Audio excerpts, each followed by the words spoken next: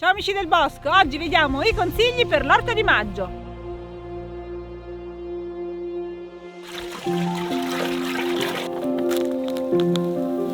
Comunque la pacciamatura non è mai abbastanza. Buono! Questo maggio pazzerello e pioggerello ci sta facendo ritardare un po' i lavori, ma finalmente ci siamo decisi. L'aiuola l'avevamo coperta, ci mettiamo le cucurbitacee, ovvero zucchine, zucche, ma non saranno da sole.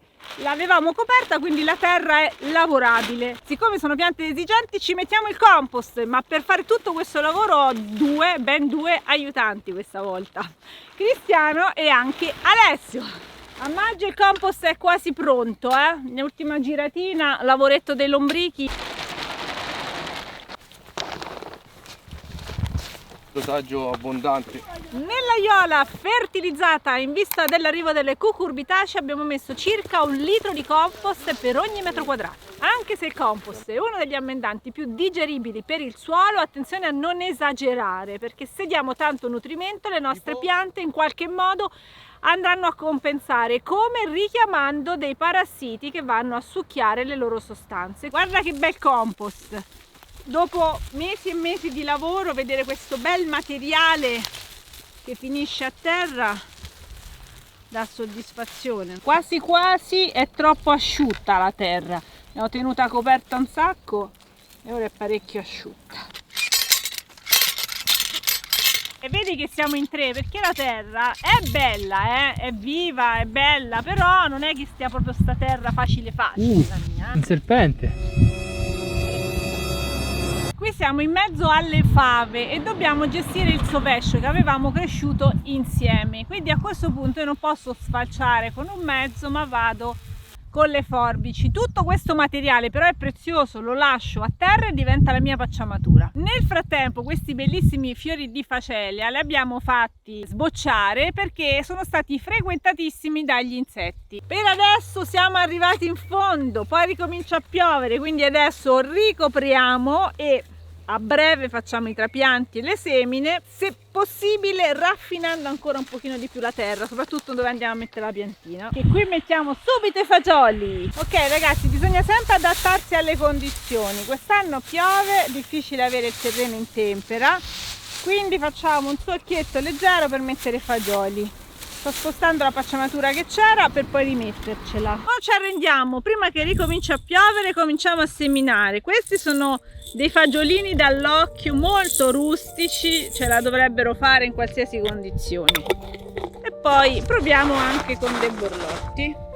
Mi sembrano radi o fitti? 5 centimetri. Li stiamo mettendo a circa 5 cm l'uno dall'altro. Era per gatti. Ah, è probabile.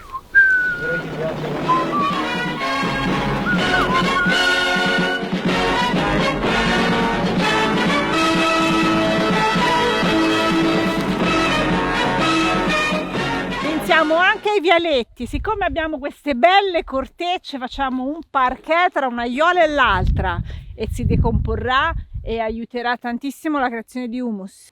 Comunque la pacciamatura non è mai abbastanza, soprattutto nei vialetti che possiamo addirittura coprire con ancora più materiale, perché questo ci difenderà dalle difficoltà di un vialetto fangoso, ma nutrirà tantissimo la terra. Addirittura potremmo alla fine, mi suggeriva Cristiano, coltivare dove c'era il vialetto perché ormai la terra si è rigenerata. Preparare l'orto di maggio con tutto quello che c'è da fare, con questo clima che piove ogni 5 minuti, un raggio di sole, di nuovo acqua, è particolarmente complicato. Allora vediamo di tirar fuori dei consigli per affrontare la situazione. Primo problema, la tempera del terreno, un po' difficile da raggiungere e mantenere, insomma, fino a che non siamo pronti per i trapianti. Abbiamo utilizzato sia teli plastici e sia delle grosse pacciamature, quindi in realtà poi abbiamo sperimentato e fatto lavorazioni con attrezzi differenti, dalla granilette alla forcavanga al ratore stellare,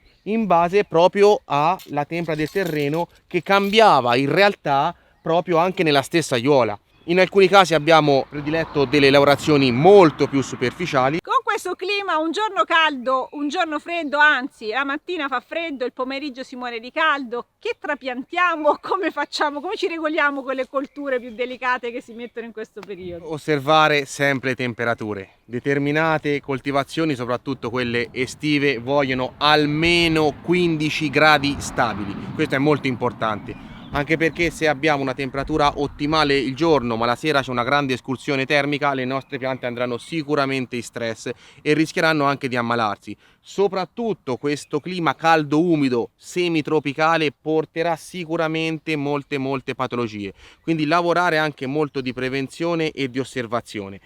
Preparate con estrema cura il suolo e soprattutto fate anche le corrette concimazioni, soprattutto in base al consumo di quella pianta, in un contesto sempre di rotazione e successione delle coltivazioni. Quindi a maggio non dobbiamo avere fretta, anche se è il mese delle semine e dei trapianti che aspettavamo da tempo. Se ancora il clima non si è stabilizzato, meglio aspettare, soprattutto con tutte le solanacee, quindi oltre ai pomodori attendere anche per melanzane e peperoni, giusto? E per le cucurbitacee, quindi attenzione a zucche e zucchine, meloni, cocomeri per chi li vuole. Che possiamo mettere? C'è qualcosa su cui andiamo tranquilli? Per esempio noi abbiamo seminato i fagioli. Per i legumi non ci sono grandi problemi, sono piante piuttosto rustiche, ma anche per tutta la foglia, dalle insalate alle bietole, ai radicchi, potete andare senza problemi. Consiglio, se il clima sembra buono e poi è traditore, ricordiamoci di trapiantare scalarmente, quindi un po' per volta. Proviamo, se le cose vanno male non avremo rovinato tutto il raccolto, se vanno bene avremo un raccolto anticipato. Seminate in maniera scalare ma anche trapiantate in maniera scalare, perché sicuramente avrete anche probabilità di successo differenti e soprattutto una produzione costante. Altro problemino di maggio, gli afidi che abbiamo visto essere già arrivati, che facciamo? Li lasciamo là, aspettiamo le coccinelle o hai altri consigli?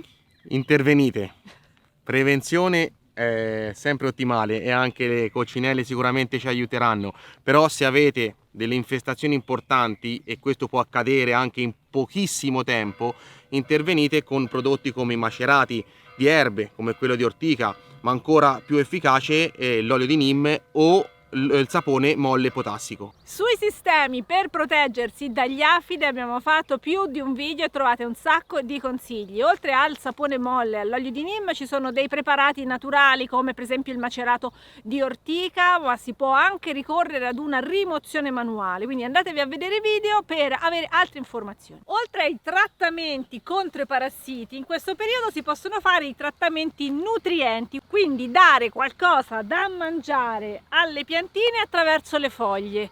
E uno di questi fertilizzanti facili da fare è il compost tea. Questo è il compost tea, lo sto ossigenando. Il compost sta qui, vedi, dentro questo sacco. È come una bustina di tè che sta rilasciando i suoi nutrienti all'acqua, che deve essere ossigenata, quindi si può usare anche una pompetta di ossigenazione per poter fermentare.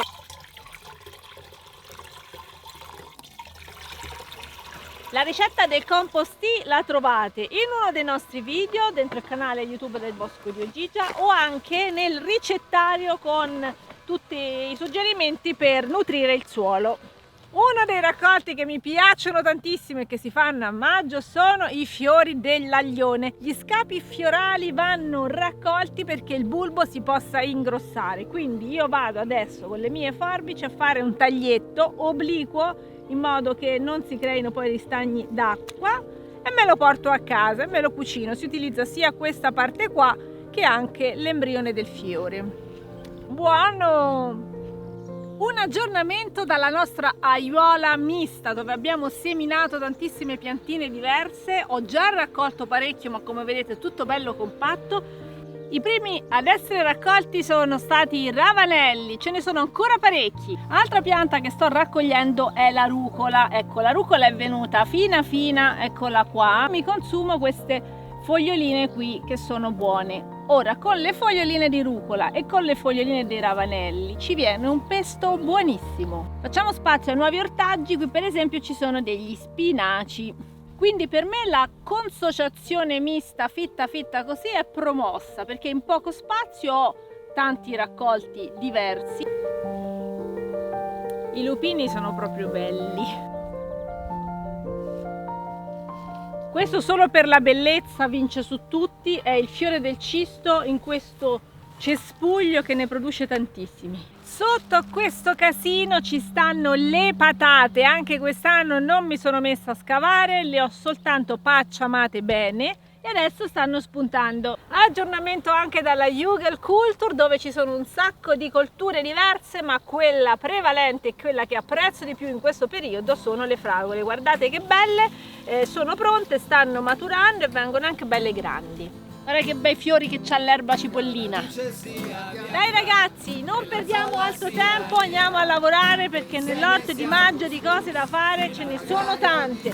Buon orto a tutti e ci vediamo al prossimo video, ciao! E che siamo di passaggio come lombrichi nella terra, che si nasce e poi si muore come alberi nel bosco.